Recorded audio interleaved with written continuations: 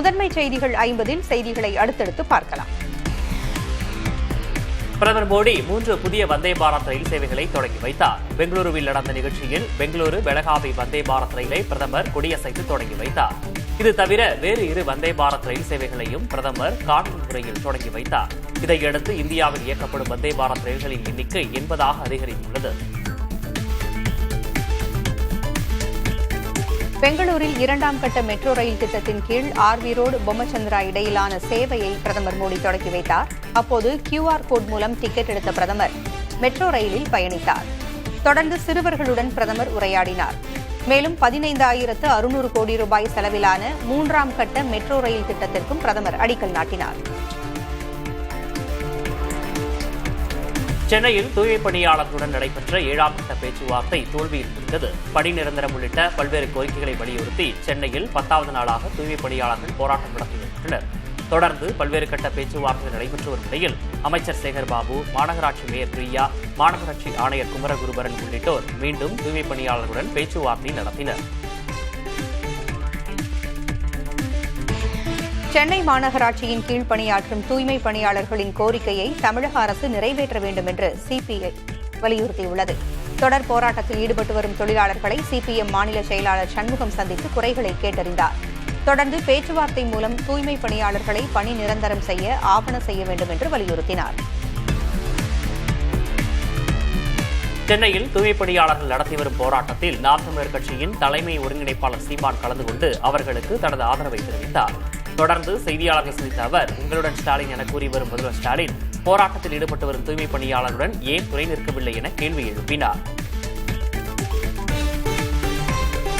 வாக்கு திருட்டுக்கு எதிரான தங்கள் போராட்டத்தில் பொதுமக்களும் இணைந்து கொள்ளும் வகையில் பிரத்யேக வலைதள பக்கத்தை காங்கிரஸ் கட்சி தொடங்கியுள்ளது.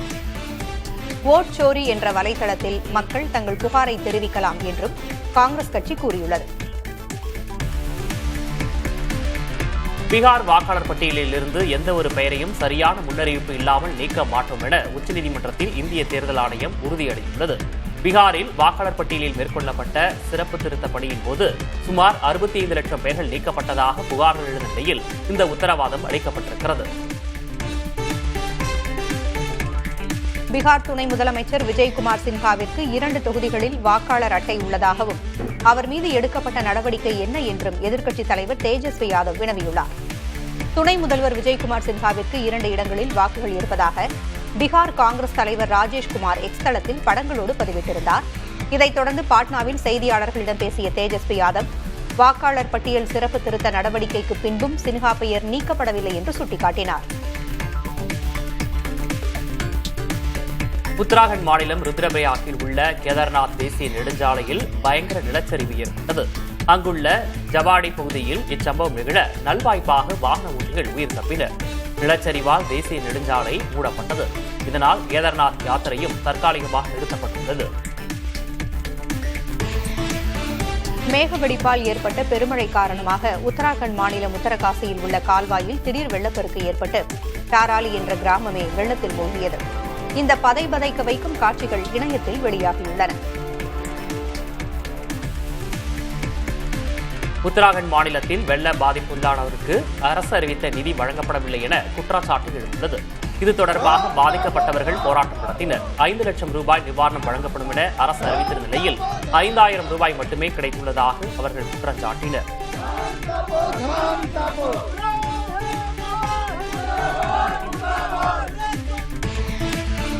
கங்கை நதியின் வெள்ளத்தில் மிதக்கும் காசி வாரணாசி நகரத்தின் ட்ரோன் காட்சிகள் வெளியாகி வைரலாகி வருகின்றன. சேற்று நிறமாக பெருக்கெடுத்து ஓடும் கங்கை ஆறு, நகருக்குள் புகுந்த வெள்ளம், கரை ஒதுங்கி கிடக்கும் படகுகள் என ட்ரோன் காட்சிகள் பதிவாகியுள்ளன.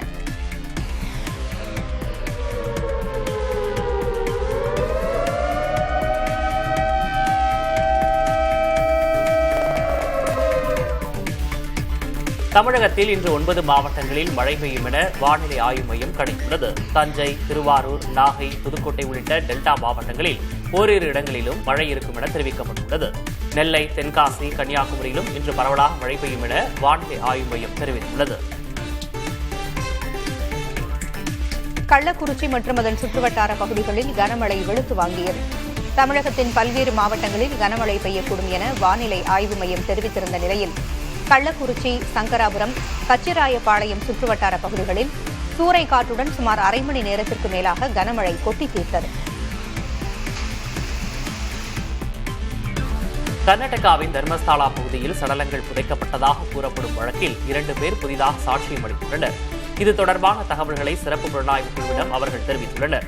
இந்த குழு ஏற்கனவே சில இடங்களில் தோண்டி எலும்புக்கூடுகளை கண்டெடுத்துள்ளது. கர்நாடகாவில் இருமொழிக் கொள்கையை அமல்படுத்துமாறு மாநில கல்விக் கொள்கை வகுக்கும் குழு பரிந்துரைத்துள்ளது. அதன்படி கன்னடம், ஆங்கிலம் என இருமொழிக் கொள்கையை பின்பற்ற வேண்டும் என்று பரிந்துரைக்கப்பட்டுள்ளது. 5ஆம் வகுப்பு வரையிலான தொடக்க கல்வியை கன்னட மொழியில் பயில வேண்டும். 6 முதல் 12ஆம் வகுப்பு வரை கன்னடத்தை விருப்ப மொழியாக பயில அனுமதிக்க வேண்டும் என்றும் பரிந்துரைக்கப்பட்டுள்ளது. தெலங்கானாவில் பட்டியலினத்தவர்கள், பழங்குடியினர், பிற்படுத்தப்பட்டோருக்கான இடஒதுக்கீடு அதிகரிப்புக்கு பாஜக தடையாக இருப்பதாக காங்கிரஸ் குற்றம் சாட்டியுள்ளது. இடஒதுக்கீடு அதிகரிப்புக்கான மசோதா குடியரசுத் தலைவருக்கு அனுப்பி வைக்கப்பட்டு 4 மாதமாக ஒப்புதல் தரப்படாமல் இருப்பதாக காங்கிரஸ் பொதுச் செயலாளர் ஜெய்ராம் ரமேஷ் தெரிவித்துள்ளார். துணை குடியரசுத் தலைவர் தேர்தலில் எதிர்க்கட்சிகள் சார்பில் பொது வேட்பாளரை நிறுத்த காங்கிரஸ் முயற்சி மேற்கொண்டிருப்பதாக தகவல் வெளியாகியுள்ளது. தேர்தல் முடிவு எப்படி இருப்பினும் எதிர்க்கட்சிகள் ஒற்றுமை குறித்து உறுதியான தகவல் மக்களுக்கு கொண்டு சேர்க்கப்பட வேண்டும் என கார்கே விரும்புவதாக கூறப்படுகிறது.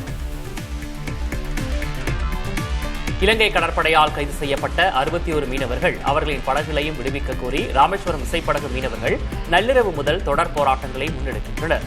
வேலை நிறுத்தம், உண்ணாவிரதம் உள்ளிட்ட போராட்டங்களில் ஈடுபடப் போவதாக மீனவர் சங்கத்தினர் கூறியுள்ளனர். ஞாயிற்றுக்கிழமை வார விடுமுறையை ஒட்டி நீலகிரி மாவட்டம் உதகையில் ஏராளமான சுற்றுலா பயணிகள் குவிந்தனர். தொட்டபெட்டா சிகரம், பைக்காரா நீர்வீழ்ச்சி, தாவரவியல் பூங்கா உள்ளிட்ட சுற்றுலா தலங்களை சுற்றுலா பயணிகள் கண்டு ரசித்தனர். வார விடுமுறை என்பதால் தேனி மாவட்டம் ஆண்டிப்பட்டு அருகே உள்ள மேகமலை அருவியில் ஏராளமானோர் குடும்பத்துடன் திரண்டனர். மேற்கு தொடர்ச்சி மலைப்பகுதிகளில் பொழிந்த மழை காரணமாக அருவியில் தண்ணீர் ஆர்ப்பரித்துக் கொண்டிருக்கிறது. விடுமுறை தினம் என்பதால் அங்கு ஏராளமான சுற்றுலா பயணிகள் குடும்பத்துடன் திரண்டு அருவியில் குளித்து மகிழ்ந்தனர். கூடலூர் கேரள நெடுஞ்சாலையில் அழையா விருந்தாளியாக வந்த யானையால் வாகன ஓட்டிகள் அச்சமடைந்தனர். பால்மேடு பகுதியில் நீண்ட நேரமாக சாலை ஓரம் நின்று நோட்டமிட்டுக் கொண்டிருந்த யானை திடீரென சாலையின் குறுக்கே புகுந்தது. அதைக் கண்டு வாகன ஓட்டிகள் திணறி நிற்க யானையோ நிதானமாக சாலையை கடந்து மறுபுறம் சென்றது. வேலூரில் பிரியாணிக்கு இஞ்சி பூண்டு அரைக்கும் போது மின்சாரம் பாய்ந்து ஊழியர் ஒருவர் உயிரிழந்த நிலையில் பதைபதைக்க வைக்கும் சிசிடிவி காட்சி வெளியாகியுள்ளது. பெரிய அல்லாபுரத்தில் உள்ள ஒரு பிரியாணி கடையில் புதுக்கோட்டையைச் சேர்ந்த செந்தில்குமார் என்பவர் பணி செய்து கொண்டிருந்த போது இந்த விபத்து ஏற்பட்டுள்ளது.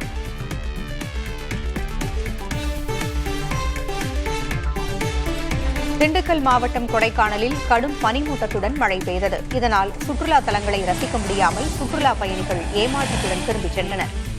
அதேவேளையில் தொடர்ந்து மழை பெய்து வருவதால் விவசாயிகள் மகிழ்ச்சியடைந்துள்ளனர். திருவண்ணாமலை அண்ணாமலையார் கோயிலில் விடுமுறை தினத்தையொட்டி பக்தர்களின் கூட்டம் அலைமோதியது. அதிகாலை 5 மணிக்கு கோயில் நடை திறக்கப்பட்டதிலிருந்து சுமார் 2 மணி நேரம் வரிசையில் காத்திருந்து பக்தர்கள் சாமி தரிசனம் செய்தனர். திருச்சி மாவட்டம் துறையூர் அருகே அமைந்துள்ள புகழ்பெற்ற சுற்றுலா தலமான புளியஞ்சோலையில் கரடி நடமாட்டம் இருப்பதாக சமூக வலைதளங்களில் வீடியோ பரவியது. இந்த வீடியோ காரணமாக சுற்றுலா பயணிகளின் பாதுகாப்பு கருதி மறு அறிவிப்பு வரும் வரை புளியஞ்சோலை ஆற்றில் குளிப்பதற்கும் சுற்றி பார்ப்பதற்கும் வனத்துறை அதிகாரிகள் தடை விதித்துள்ளனர். சென்னை ஆவடியில் 12ஆம் வகுப்பு மாணவன் மீது 10ஆம் வகுப்பு மாணவர்கள் சரமாரி தாக்குதல் நடத்திய சம்பவம் பரபரப்பை ஏற்படுத்தியுள்ளது. கடந்த முறை மாணவனை தாக்கியதாக பெற்றோரை வரவழைத்து பேச்சுவார்த்தை நடத்திய நிலையில் மறுநாளே மீண்டும் தாக்கியுள்ளனர். மேலும் மாணவனை கும்பலாக சேர்ந்து தாக்கும் காட்சிகளை செல்போனில் பதிவு செய்து கொண்டு அதனை தங்கள் இன்ஸ்டாகிராம் பக்கத்தில் பதிவிட்டுள்ளனர்.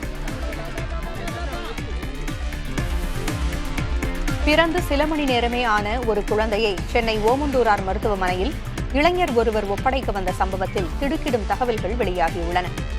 குழந்தை சாலையில் கிடந்ததாக அவர் கூறியதால் சந்தேகமடைந்து காவல்துறையினர் விசாரித்துள்ளனர். அப்போது தரமணியில் உள்ள விடுதியில் தங்கி பயிலும் ஒரு மாணவிக்கும் அந்த இளைஞருக்கும் பிறந்த குழந்தை என்று தெரியவந்துள்ளது. 7 மாத கர்ப்பத்தில் பிறந்த குழந்தையை மறைப்பதற்காக இருவரும் நாடகமாடியது அம்பலமான நிலையில் குழந்தையும் தாயும் கஸ்தூரிபாய் மருத்துவமனையில் சிகிச்சைக்காக அனுமதிக்கப்பட்டுள்ளனர். மதுரை மாவட்டம் முசலம்பட்டி அருகே பாப்பிநாயக்கன்பட்டியில் வசிக்கும் பாஜக பிரமுகர் வீட்டில் நிறுத்தியிருந்த கார் தீ வைக்கப்பட்ட சம்பவம் தொடர்பான காட்சிகள் வெளியாகின்றன. கடந்த மாதம் 13ஆம் தேதி பாஜக மாநில செயற்குழு உறுப்பினர் தர்மலிங்கம் தனது காரை வீட்டின் முன்பு நிறுத்திவிட்டு உறங்கிக் கொண்டிருந்த போது அடையாளம் தெரியாத இருவர் பெட்ரோல் ஊற்றி தீ வைத்துவிட்டு தப்பிச் சென்றனர். உடனடியாக தீயை அணைத்ததால் பெரும் சேதம் தவிர்க்கப்பட்டது. திருச்செந்தூர் முருகன் கோயிலில் திங்கட்கிழமை மண்டல பூஜை நிறைவடைய உள்ள நிலையில் விடுமுறை தினத்தை ஒட்டி பக்தர்கள் கூட்டம் அலைமோதியது. கடலில் புனித நீராடிவிட்டு அதிகாலை முதலே பக்தர்கள் நீண்ட வரிசையில் காத்திருந்து சாமி தரிசனம் செய்தனர்.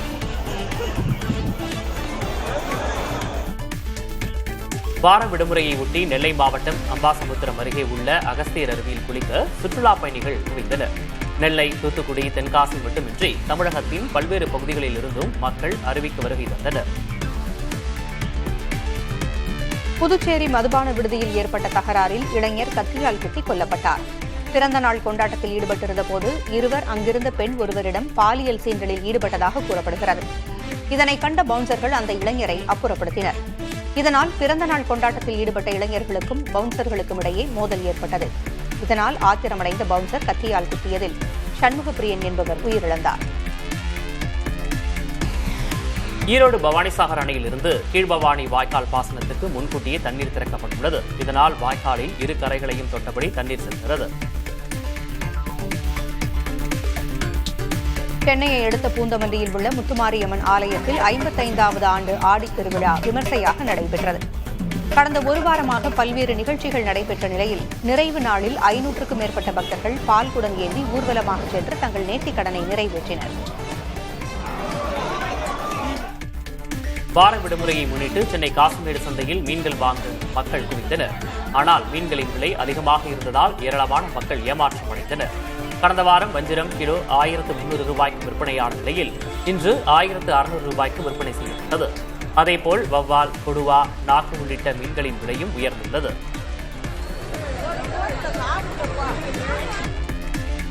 திருச்சி மாவட்டம் துறையூர் அருகே உள்ள சிறுநாவலூர் ஏரியில் எரக்குடி, மேட்டூர் உள்ளிட்ட 10க்கும் மேற்பட்ட கிராமங்களைச் சேர்ந்த மக்கள் பாரம்பரிய மீன்பிடி திருவிழாவை கொண்டாடினர். கடந்த மழைக்காலத்தில் ஏரி நிரம்பியிருந்த நிலையில் தற்போது நீர்மட்டம் குறைந்திருப்பதால் பொதுமக்கள் ஒன்று கூடி மீன் பிடித்தனர். ஜிலேபி, கெண்டை போன்ற நாட்டு மீன்களை பிடித்த மக்கள் மகிழ்ச்சியுடன் மூட்டைகளில் அள்ளிச் சென்றனர். சர்வதேச அளவிலான இந்தோ நேபாள கேரம் போட்டியில் தங்கம் வென்று சொந்த ஊர் திரும்பி வீரருக்கு உற்சாக வரவேற்பளிக்கப்பட்டது. மதுரை மாவட்டம் மேலூரைச் சேர்ந்த சரண்குமார் புதுக்கோட்டையைச் சேர்ந்த கோபாலகிருஷ்ணனுடன் இணைந்து இரட்டையர் பிரிவில் தங்கம் வென்றார். சொந்த ஊர் திரும்பிய அவருக்கு மேலதாளங்கள் முழங்க பட்டாசுகள் வெடித்து தேசிய கொடியுடன் உற்சாகமான வரவேற்பு அளிக்கப்பட்டது. உத்தராகண்ட் மாநிலத்தில் சுங்கச்சாவடிக்கு வந்த யானை ஒன்று காரை தள்ளிவிட்டு வாகன ஓட்டிகளை அச்சுறுத்திய காட்சிகள் சமூக வலைதளங்களில் வைரலாகி வருகின்றன. வனப்பகுதியை விட்டு வெளியேறிய யானை டேராடூன் ஹரித்வார் நெடுஞ்சாலையில் அமைந்துள்ள சுங்கச்சாவடிக்கு வந்தது. நீலகிரி மாவட்டம் உதகை அருகே உள்ள கெரடா கிராமத்தில் குடியிருப்பு பகுதிக்குள் சிறுத்தை நுழைந்த சிசிடிவி காட்சி வெளியாகி பொதுமக்களை அச்சத்தில் ஆழ்த்தியுள்ளது. சமீப காலமாக உதகை மற்றும் அதன் சுற்றுவட்டார பகுதிகளில் உணவு மற்றும் தண்ணீர் தேடி சிறுத்தை, கரடி போன்ற வனவிலங்குகளின் நடமாட்டம் அதிகரித்துள்ளது. உலக புகழ்பெற்ற சுற்றுலா தலமான கன்னியாகுமரியில் வார விடுமுறையை முன்னிட்டு சூரிய உதயத்தை காண ஏராளமான சுற்றுலா பயணிகள் குவிந்தனர். மேகமூட்டம் காரணமாக மேகங்களுக்கிடையே சூரிய உதயத்தை சுற்றுலா பயணிகள் கண்டுகளித்தனர். விவேகானந்தர் பாறை, திருவள்ளுவர் சிலை பின்னணியில் சூரியன் உதயமாகும் காட்சியை பார்த்து மகிழ்ந்த அவர்கள் குடும்பத்துடன் செல்ஃபி எடுத்துக் கொண்டனர்.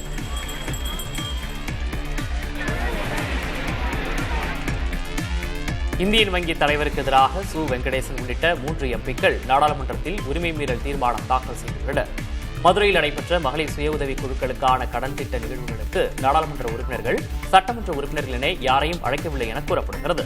மதுரை, விருதுநகர், தேனி ஆகிய மாவட்டங்களுக்காக நடந்த நிகழ்வில் மத்திய நிதித்துறை செயலாளர் நாகராஜ் கலந்து கொண்ட நிலையில் அதில் தங்களுக்கு அழைப்பு விடுக்காத காரணத்தால் உரிமை மீறல் தீர்மானம் கொண்டு வந்துள்ளதாக தெரிவித்துள்ளனர். விமான இருக்கை அழுக்காக இருந்த புகாரின் பேரில் இண்டிகோ விமான நிறுவனத்திற்கு 1.5 லட்சம் ரூபாய் அபராதம் விதிக்கப்பட்டுள்ளது. பிங்கி என்ற பெண் பயணி தனக்கு அளிக்கப்பட்ட இருக்கை அழுக்காகவும் கரைபடிந்து இருந்ததாகவும், ஆனால் இதுகுறித்து புகார் கூறியும் விமான நிறுவனம் அதை பொருட்படுத்தவில்லை என்றும் கூறி டெல்லி நுகர்வோர் நீதிமன்றத்தில் வழக்கு தொடுத்தார். இதை விசாரித்த நீதிமன்றம் இண்டிகோ விமான நிறுவனத்திற்கு 1.5 லட்சம் ரூபாய் அபராதம் விதித்தது. தங்கள் நாட்டு பகுதிகளை கொடுத்துவிட்டு அதற்கு பதிலாக ரஷ்யா கொடுக்கும் பகுதிகளை வாங்கிக் கொள்ள முடியாது என யுக்ரைன் அதிபர் ஜெலன்ஸ்கி கூறியுள்ளார். அமெரிக்க அதிபர் ட்ரம்ப் இந்த யோசனையை கூறியிருந்த நிலையில் இதை ஜெலன்ஸ்கி நிராகரித்துள்ளார். போரை நிறுத்த வேண்டிய கடமை ரஷ்யாவுக்கு தான் உள்ளதாகவும், ஏனெனில் அதுதான் போரை தொடங்கியது என்றும் ஜெலன்ஸ்கி கூறியுள்ளார். சீனாவில் நடைபெற்று வரும் உலக விளையாட்டுத் தொடரில் முதல் முறையாக நடத்தப்பட்ட டிராகன் படகு போட்டியில் இந்தோனேஷிய அணி தங்கப்பதக்கத்தை வென்றது. செங்டு நகரில் நடைபெற்ற ஆண்கள் பிரிவில் 2000 மீட்டர் தொலைவை 9 நிமிடங்கள் 8 வினாடிகளில் அடைந்து இந்தோனேஷிய வீரர்கள் அசத்தினர்.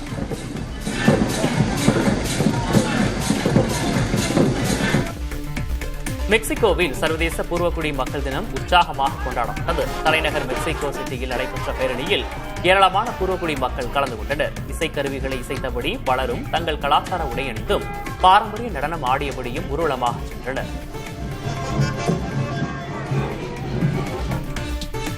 ஸ்பெயின் நாட்டில் வெயில் வறுத்தெடுக்கும் நிலையில் மக்கள் அவதிப்பட்டு வருகின்றனர். அவர்களுக்கு உதவும் வகையில் பொது இடங்களில் ஸ்பெயின் அரசு குளிர்சாதன குடில்களை அமைத்துள்ளது. இங்கு குட்டி தூக்கம் தூங்குவதற்கான வலை தொட்டில்களும் கட்டப்பட்டுள்ளன.